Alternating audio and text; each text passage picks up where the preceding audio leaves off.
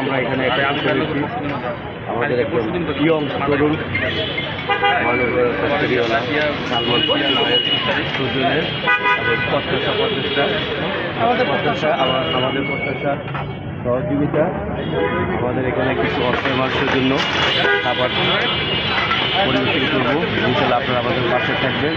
আমরা সবসময় তরুণদের এবং যারা মানবিক কাজ করে তাদের উৎসাহ দিয়ে থাকি এবং তাদেরকে আমরা ভালোবাসি।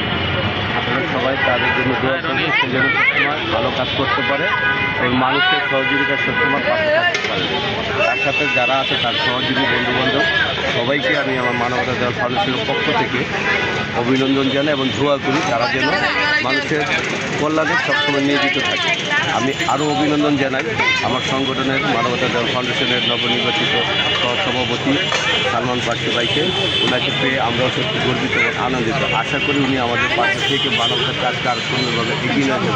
আজকে উপস্থিত আছেন মানবতা দেওয়াল ফাউন্ডেশনের সম্মানিত জয়েন্ট সেক্রেটারি নাদিরা খানম ভাইয়ার নাম মোহাম্মদ মিজানুর ভাই, ভাইয়ের নাম রনি, যারা সালমান ভাইয়ের সবসময় সহযোগিতা পাশে থাকে। ভাইয়া ভাই আমার দেখান আসতে তোমার নাম ভাইয়া মোহাম্মদ হৃদয় ভাইয়ের সামনে এসেছে। ভাইয়ের নাম রাতি। এরা সবসময় সালমান ভাইয়ের পাশে থেকে ওনার হাতকে শক্তিশালী করেন এবং সবসময় মানবিক কাজে ওনাকে সহযোগিতার পরামর্শ দিয়ে থাকেন।